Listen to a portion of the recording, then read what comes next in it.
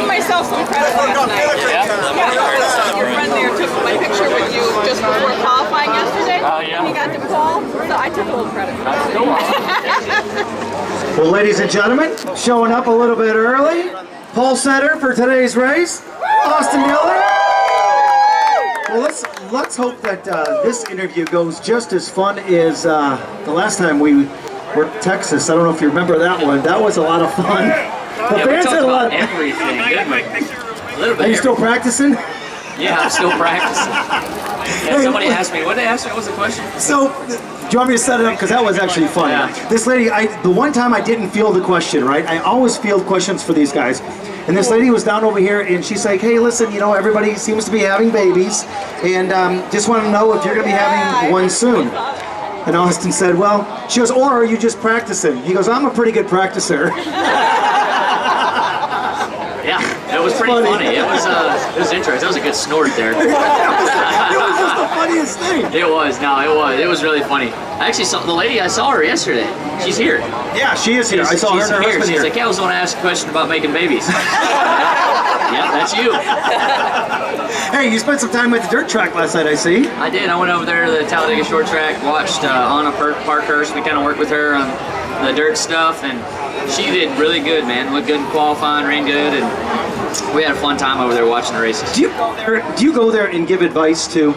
Or do you just go there as a fan? I try just to go as a fan and you know, enjoy it.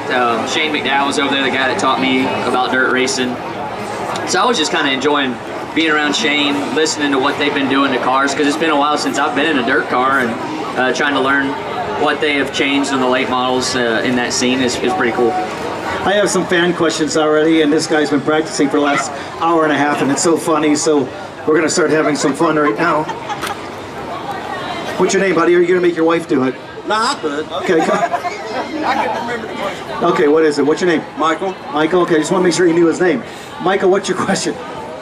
Given the history of the number 3 car and everybody who's, you know, Dale Earnhardt, is there any pressure on you with it being the number 3 car as far as driving or anything like that? Or does you count it as an honor to drive the number 3? Well, it's definitely an honor because of all the people that love the legacy of that number and who made the legacy. For me, that's the key of it is going out there and hopefully delivering more history to the number, continuing the legacy of it and adding to it. Just like yesterday was a good day for RCR. A lot of numbers get connected, and it's the 50th anniversary for Talladega and RCR, and putting 3 car on the pole was really cool. But you know, everybody knows qualifying don't mean a whole lot here. You gotta keep it up there. So we'll be working hard today to do that. Daniel's up there. Your mic's right there. I'm sorry, it's right here. I didn't see you jump up there. Go ahead, turn it on though. It's ON. It'll take a second. There you go. So this is kind of good. I didn't realize he was jumping up there. So now Daniel's up there. So what do you got to say to him? What's your name, Michael? Michael. Kind of the same question.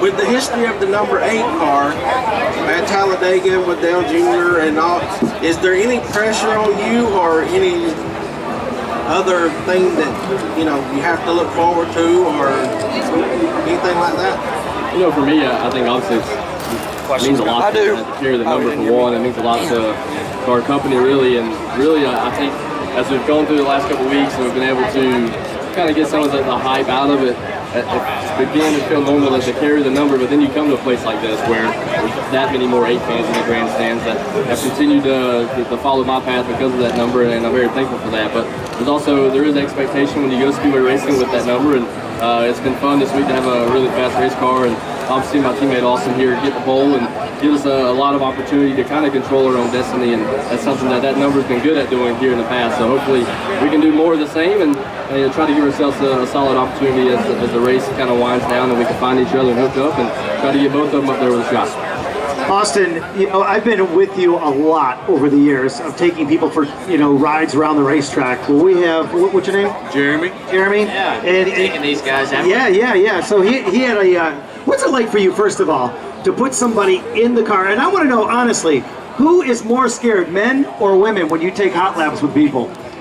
Well, I don't know if it's a scared factor, it's the loud factor. Women are really loud in the car. You know, men just kind of stop talking. You know what I mean? They get quiet. The girls, they start screaming a little bit, which is nice because that makes it fun. It means we're doing our job, and I'm glad they got my gear on. It must have given them a good ride.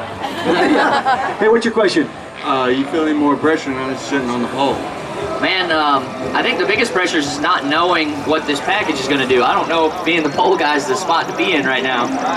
Which, none of us know, really. Yeah, the good thing is I'm in front of it to start, but it's going to get wild really quick because these cars get a huge run. I mean, you can get to a guy's back bumper at any time, and it seemed like any car could.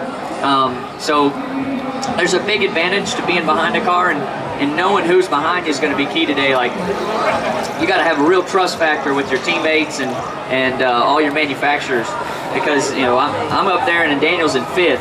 Hopefully, if they do split me, the next person that catches me is Daniel. You know what I mean? Because hopefully we'll be able to line up and go. You know, that's the biggest thing is trying to get in line, because I don't know. Well, a lot of people say, you know, you're not going to be able to block today because those runs are so big you can't do anything about them. You saw a lot of that yesterday where people could block. The runs you're going to get today are really massive and fast, and being able to block them is going to be tough. We have Ricky over here. Austin, Ricky has a question for you. Hey Austin, how you doing? Good, how are you? I'm good. First off, chop on. How was throwing out the first pitch Friday night? Wait a second. The first good, pitch man. was cool, but I want to know, what was it like? You've taken that race car in a lot of different places around the country. I was way more nervous about driving a race car onto the field than throwing the first pitch. No. Yeah, we drove the car on the warning track all the way up the first baseline and then around the back. But show cars are show cars, okay? And we don't really take a good care of them other than the outside of them. They look good from the outside, but the inside's a little rough usually. So I was nervous that it wasn't going to start. They had like a gear for here in it, so like it just hard to get going, and we're on a hill coming out of there into the stadium. So I was making a lot of excuses leading onto that field. So I kind of gassed it up getting on the field, make sure it wouldn't stall, and we got on there good and kind of blew the dust up behind us, which was cool, and got out through the first pitch, and they're like, all right, get the car off the field. Like literally, it's like, throw the first pitch, get in the car and go. We go to crank it up the second time. Luckily, the show car driver, he was like, hey man, if this thing don't start up, I got a jumper box right here to your right, like literally in the floorboard of the car. And I was like, well, you're gonna ride with me. So I put him in the right side door, and sure enough, after the pitch, it wouldn't crank. So he hooks everything up real quick, fires up, and we roll off. Those are stories you'll never hear before. Daniel, have you ever thrown the first pitch? I have. Are you a good baseball player? Did you make it? I'm not gonna classify that I'm a good baseball player. I have thrown the first pitch. I did my one and done and got over the plate, and I'm good. Right down here. Was it you? What's your name? Chris. Chris, what's your question? My question is really for either one. Since we're in Talladega, did y'all pack your cowboy hats and blue jean shorts? I definitely have my blue jean shorts, and I think my cowboy hat's in the bus. I got a pair of blue jean shorts. I thought about wearing them this morning. They had a couple of holes in them, but Don't matter. Are they the overall ones that you cut no, off? just blue ones. They're a little more like, they're not Wranglers cut off. I mean, they're just blue jean shorts.